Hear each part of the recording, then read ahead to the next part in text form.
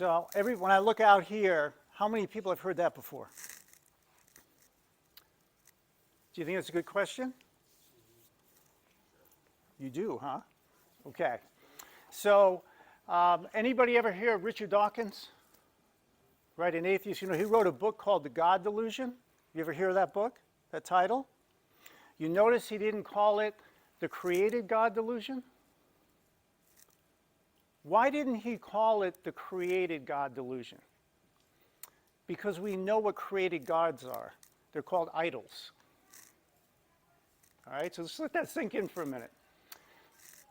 Never in the Bible does God ever describe himself as created. Ever. Matter of fact, here's one of the arguments we use. In debating, I've done many debates. First of all, let me just say this. I like being outside of church more than in church, because outside of church are where the people ask the questions. So I spend a lot of time with atheist groups, secular groups, having these debates. It's a lot of fun. And this one comes up, and this one relates to the cosmological argument, or the origin of the universe. Most of us have heard, or should know, we have a universe that popped into existence from nothing. How many people knew that? A lot of people didn't.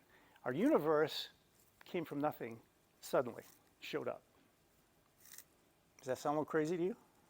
Okay. Cosmological argument. Everything that begins to exist has a cause. Notice I didn't say everything that exists has a cause.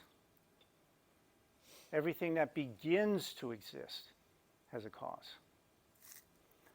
The universe began to exist. We know that's true. So what's the conclusion? The universe has a cause. The universe has a cause. Now, can the cause of the universe be inside of the universe? No. Just by normal logic, it can't be. If you have a universe that began to exist, whatever caused it to exist has to be outside the universe to bring the universe into existence. Am I making sense?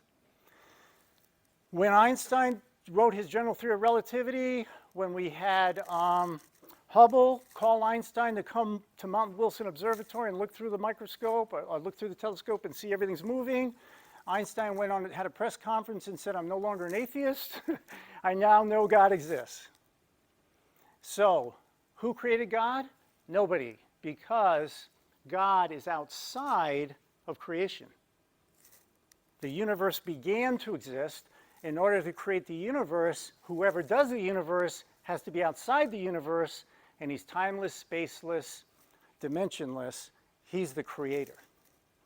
Does that make sense? Does that match the Bible?